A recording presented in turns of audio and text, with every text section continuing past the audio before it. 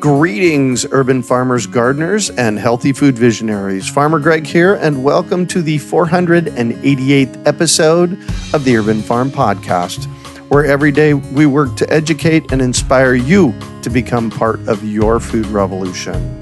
Hello, everyone. I want to take a few minutes to talk to you about how we make the Urban Farm Podcast come to life. My team and I pour our time, hearts, and dollars into every episode to bring you food growing education and inspiration every week, and we love doing it. I see firsthand how food growing changes people's lives for the better, and I've made it my mission to spread the knowledge far and wide.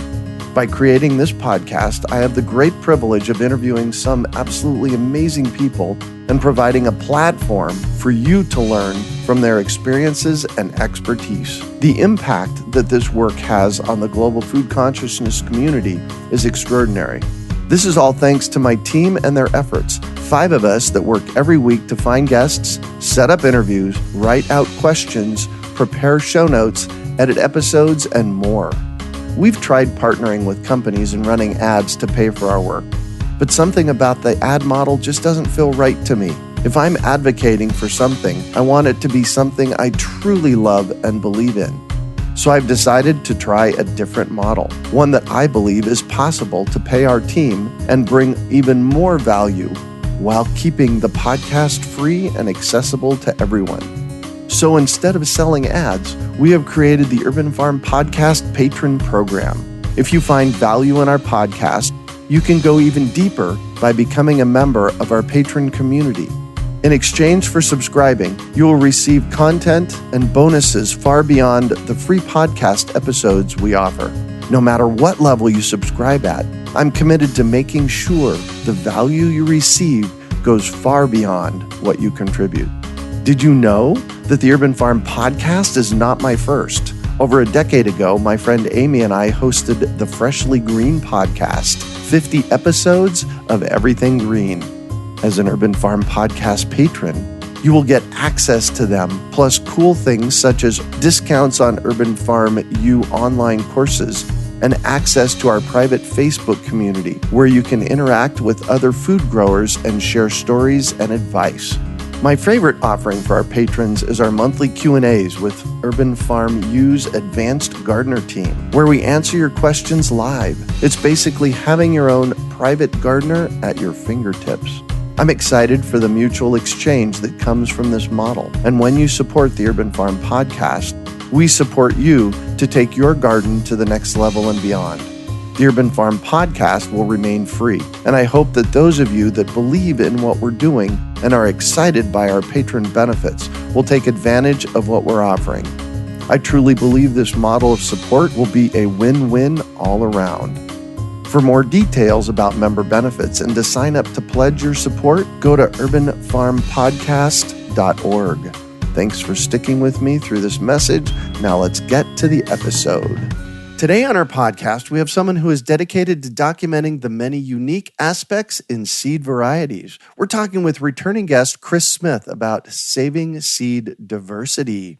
Chris is an author, garden blog writer, and homesteading consultant. In 2018, while writing his book, The Whole Okra, he grew out 76 varieties of okra as research. In many ways, this research fed the Utopian Seed Project to take root and grow. Based in Asheville, North Carolina, the Utopian Seed Project is a hands-in-the-earth organization committed to research trials on crop varieties in the Southeast to support diversity in food and farming. They're working toward an overarching vision to support food security in the face of climate change through diverse and regenerative agriculture.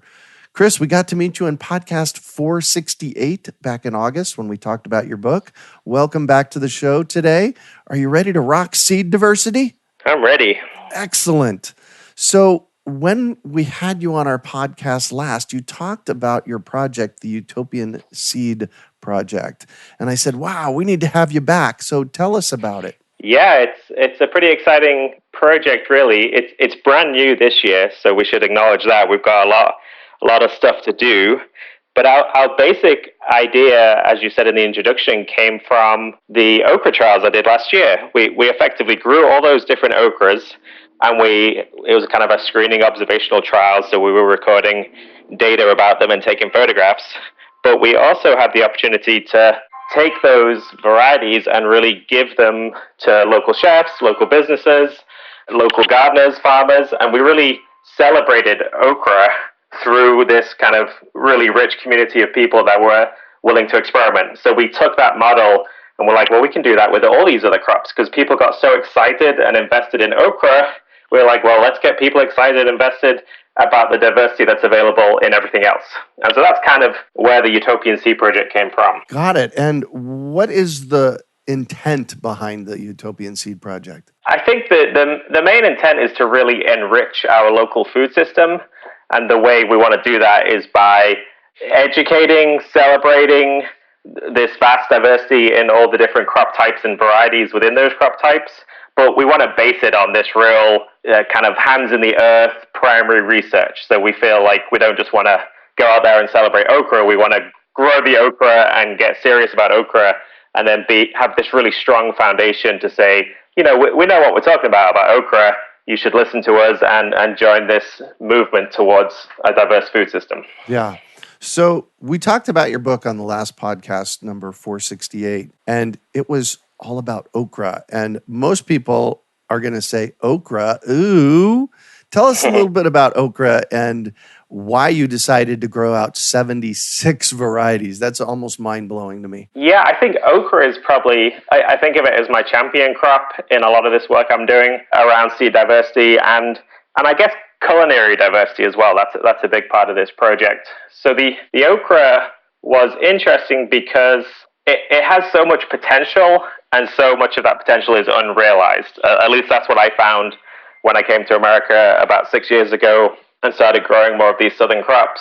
I was just astounded by how awesome okra was and how underappreciated it was at the same time.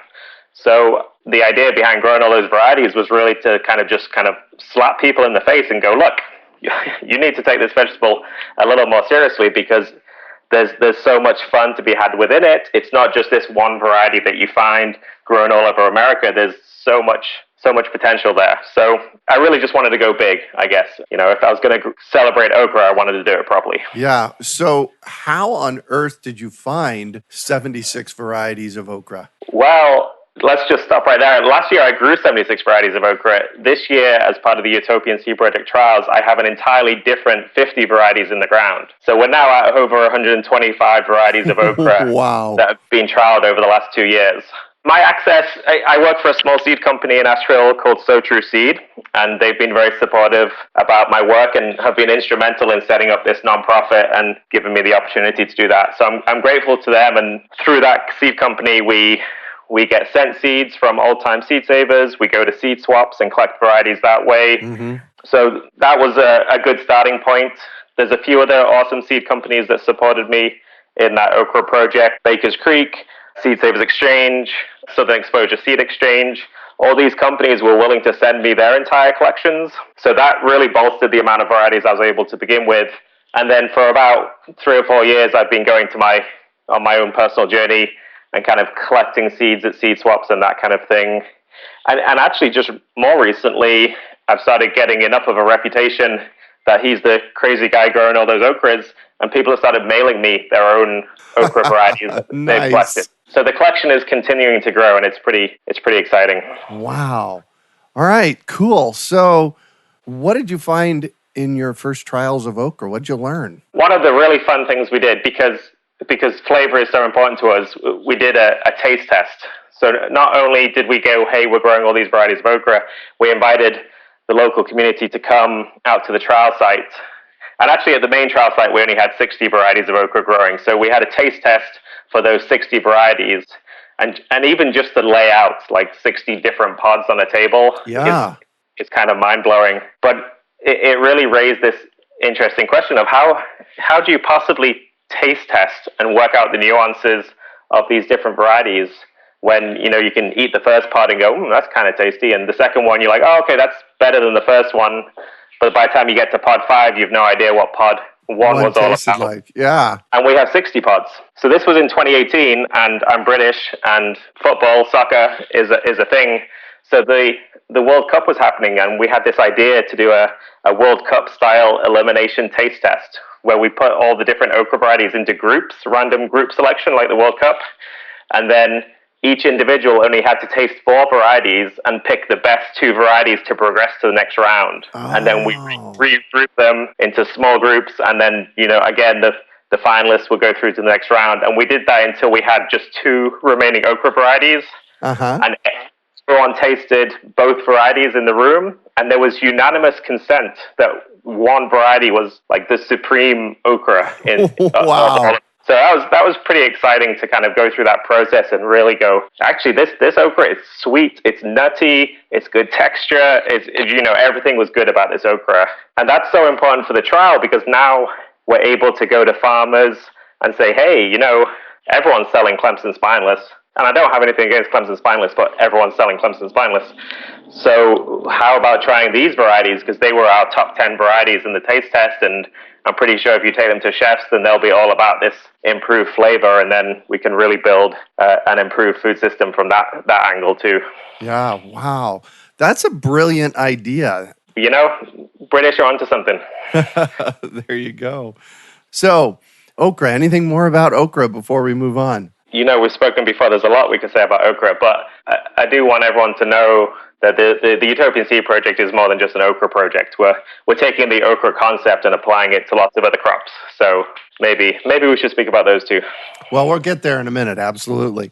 Have you done a trial and elimination on anything other than okra yet? We haven't done the taste test this year. So no, we've not done an elimination taste test. Got it. So only the okra.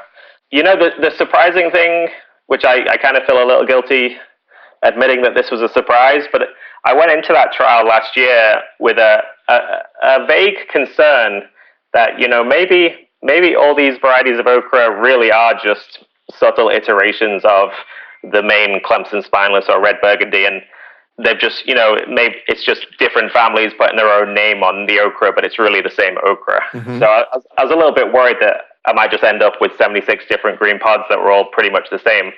But to walk into that variety trial, I had 6 plants of 60 different varieties in my main trial. Uh-huh. It was phenomenal. It was like you were just blasted by the diversity within that field. There was, the tall and the short and the thick and the thin and heavy branched and no branched and wide leaves and small leaves, and then coloration from reds to greens to pale whites.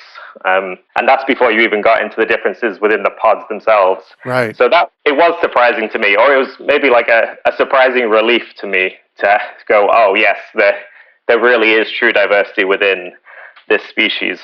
Well, and it sounds like there was an amazing amount of diversity. Yeah, I very, very few plants were the same. A lot of diversity for sure. Wow, cool. All right. So, what other things are you trialing now? With this nonprofit, I have a small board supporting me, and we had a chat about what we should do, and we kind of identified 3 focus areas. One was to continue on the path of really highlighting and spotlighting varietal diversity within southern crops. So that led to us doing more okra. We're doing a cowpea trial, 40 different varieties of cowpeas, which is really awesome to see because most people just talk about the black-eyed pea, but there's way more to it than that. So that's in action right now. We're doing a heritage bean project, which was really fun because I invited local seed savers to contribute like their favorite variety or 2 to the trial. So that's a really all over the show trial, just because we've got so many different seed savers in this region giving their favorite varieties. And I have a corn trial. There's a really cool Cherokee seed saver called Stephen Smith. I think he has over 2,000 varieties of corn in his collection. Wow. And so I'm just starting to work with him, and he sent me 12 of his varieties to begin trialing. Awesome. So that's kind of like the varietal diversity within southern crops aspect. But we're also doing this really cool thing, which is kind of inspired by Jana Fishman, who's on the board, which is kind of taking tropical perennials and trying to grow them as temperate annuals in western North Carolina. So this has already been done successfully for years with things like sweet potatoes, right? But we're doing it with taro, we're testing out chayote, we have yacon, which is the Bolivian sunroot, turmeric and ginger and arrowroot. So all these tropicals that can be grown as temperate annuals in our region and really widen the food sources available to us. And potentially in terms of, our warming climate, one could argue it's not a bad bet to start working out how to grow some of these tropicals as we're all experiencing increased weather events. Right. Well, a bunch of those that you mentioned are root crops. So True. one would think that would make them a little bit easier to grow there? Yeah, well, so what that gives you is two options. Because it's a root crop, you can leave it in the ground a little bit longer to get the root through to maturity, which means when you harvest that root, it's much easier to carry the root through to the next season than to expect a seed to mature. Because we don't want to set up a system where every year we have to rely on buying seeds from the tropics to be able to then grow them again. We really want to set up a full cycle system. So that's where all these root crops come into play, because even things like ginger doesn't get to full maturity, but it gets mature enough that you can carry it over the winter and then resprout your own crop and set up this really sustainable cycle. So that's a good thing. And then also for food potential, some of these roots get absolutely huge, and a lot of them don't have the disease pressures of our current root crops like potatoes. So like taro, for example, the taro corms are delicious, full of protein.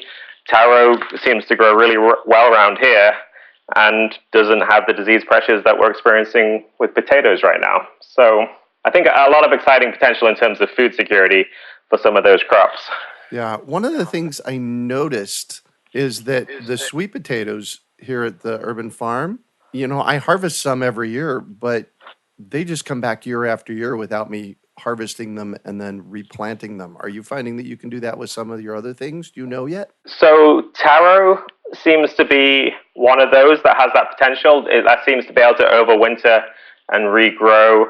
We don't experience that with sweet potatoes in Western North Carolina. It sends down those like secondary tubers from its nodes, but they never get very big and they never survive the winter. So we don't have that going on with sweet potatoes. I think there's potential for it to happen with some of the other crops. And sweet potatoes, like one of our board members, she has over 100 varieties of sweet potatoes. Oh my gosh. And they're just beautiful to see, not just all the different root crop potential, but again, we're talking about culinary diversity. We have a farmer experimenting with all the different leaf types, and he's supplying sweet potato leaves to chefs this year, and they're getting really excited about the ones with red in them and the ones that are way more pointy than lobed and that kind of thing. Awesome. In almost 500 episodes, I don't know that I've had this deep of a conversation about seed diversity with anybody. And, we've had Bill McDormand from Rocky Mountain Seed Alliance on many times. We do a monthly chat. So this is a really cool conversation. Well, I like to think that we're kind of grounded in setting up this playground by just planting so many different things. And then we can just go in and have a lot of fun. And then by collaborating with all these local businesses and chefs, then everybody else gets to join in that fun. And I really think, we've got some serious times ahead, and I'm very much aware of that. But I don't think we're going to get lots of people on board as quickly as we need to if we take the serious route. We need to get people to start enjoying food diversity, appreciating that local seasonal food is the way forward. And we're doing that by celebrating food, not by being too serious about it. There you go.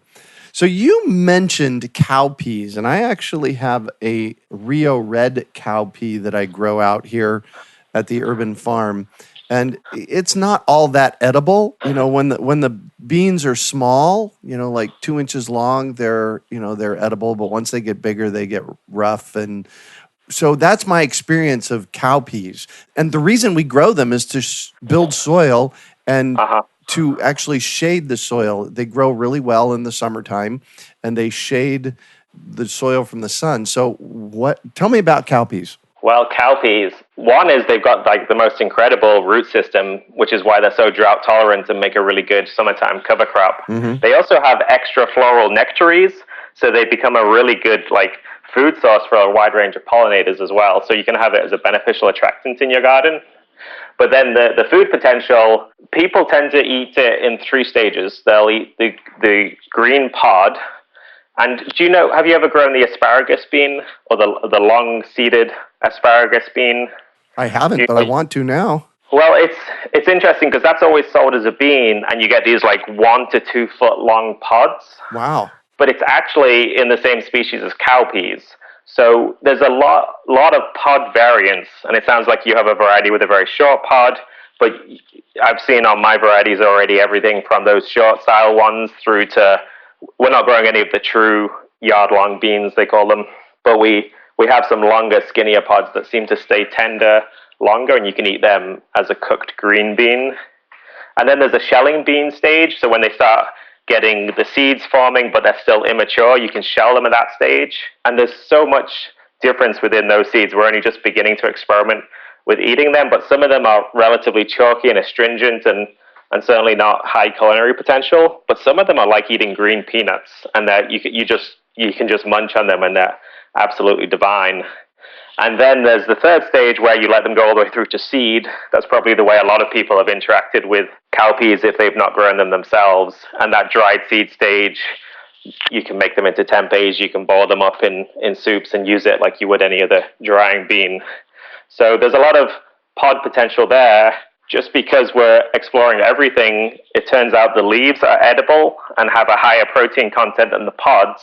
Oh, wow. And they're actually got this very unique flavor themselves. They have to be cooked, so don't run out there and munch on a cowpea leaf and then send me an angry letter. But you've got to cook the greens, but if you get the real tender ones, the new shoots, and cook them up, just a very hard to describe something that you've not really eaten before, and you're like, wow, this is different, but it's kind of a rich, earthy type of taste that's very pleasant.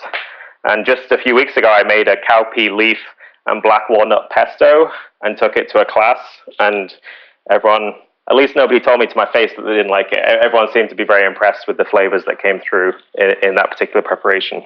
Wow, man, you are so incredibly creative with all this. Good job. I appreciate it. Oh, but I want everybody else to be creative. That's like, I feel like, why should we accept the norm that when you walk into a supermarket, there's only one variety of anything available? And why should we accept the norm that people only ever eat one part of a plant? If we can find out that it's edible and then we can find a culinary application, then, let's start questioning the food system because it's not working right now.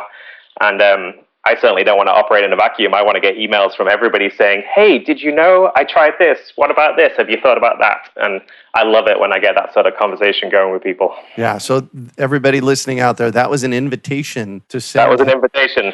Yes, excellent. Yeah. So, creativity is best achieved in a large group. Yeah, collaboration. I'm completely with you. Talked about growing out the okras and the cowpeas, and we talked about growing out the tropicals.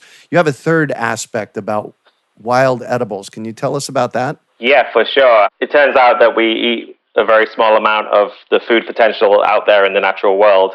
So there's a lot of wild edibles that exist, and part of the project is to look at those wild edibles and see if any of them can be kind of brought online to be, I guess, more in line with agriculture and less with just wild foraging. So the example that we have in the ground this year is a pretty exciting one. It's the American groundnut, which is actually a legume that forms an underground tuber. Again, a very high protein content. And you can find it all the way up and down the East Coast, and in kind of the 1800 era text, it was described as the pea vine, which speaks to its legume heritage. It grows very small tubers, and they're on these long medallions. So it would be a pain to grow out on a bigger scale. Uh-huh. But in the 1980s, there was Dr. Blackman did a lot of work at the University of Louisiana to develop larger tubers and more compact growth. And that program was ended prematurely before they got through to any sort of commercial release. But he kept all those cultivars that he developed, he kept growing when he left the university for about 4 decades. And just last year, he sent me 43 different cultivars of improved American groundnuts. It was phenomenal, absolutely phenomenal. Some of these groundnuts are like the size of tennis balls, which if you are aware of the wild version, they're like the size of marbles. Right. So it's like massive improvements. And this is the first year they're in the ground, and it's all underground. So I have no idea. The top growth looks great. No idea what's happening underground. Very excited to dig them all up in November and see what sort of potential we have there. But that's one example of these kind of wild crops that could potentially be used as a more mainline food source. Yeah, and I heard sometime over the past couple of years, I heard some rumors of a native potato that was being grown in the South. And I didn't, I wasn't able to get a whole lot of information, but this sounds like that's what it is. It's possible, yeah. I've not come across a true native potato, but it's certainly potato-esque in its look and its shape and its protein and all that kind of thing. Totally different family. I could see how that description would apply. Yeah, well, when I type in American groundnut into Google, what I'm finding is what comes up is the potato bean. Potato bean, yeah, it does get called the potato bean. Yeah. That's true. Yeah. Wow. Well, it's a cool looking plant. I may have to talk you out of some and plant them here. Yeah, once we've harvested, we're happy to share some of that germplasm. Yeah, it's a really cool vine. It produces a pod if you've got a long enough season, like a bean pod. So it's a pretty cool plant. Wow. So it produces something above the ground as well as below the ground? Yes, yeah. But it's not clear yet whether in Western North Carolina we'll actually get through to pod stage. That's something we're going to assess, like which varieties will produce viable seed in the first year of growth, or whether it needs to survive a winter and become perennialized to produce the pod. That's an open question.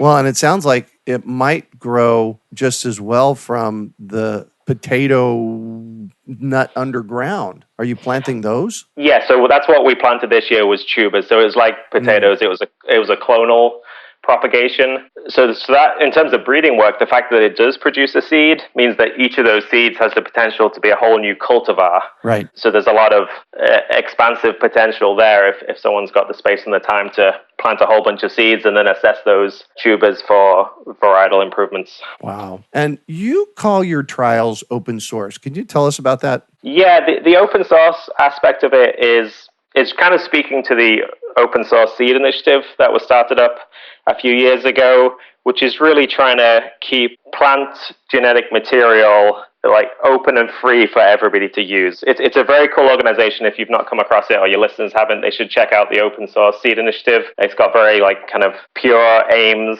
and it's kind of playing off the open source software industry, right. Keeping code open to all so that we can all improve on that code and get better software. It's the same idea with plant genetics, which is very opposite to the system of a lot of plant breeding work that happens at the moment, in that will become it'll either be patented or restricted usage in some way, shape, or form, which kind of narrows the pool of genetic material for crop improvement.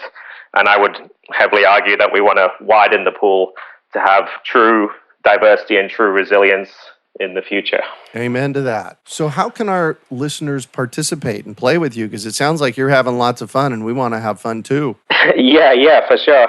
So like I say, we're a very new nonprofit. So we have a website up at the moment at the Utopian Seed Project.org. That's got a few ways to get involved. And that could be as simple as we've got a Patreon page that people can become just a monthly donor, and that will allow me to share material through a known network. We just like sharing stories with me and seeds is a great way, because I'm really trying to be expansive and share outwards, but I would love people to share back.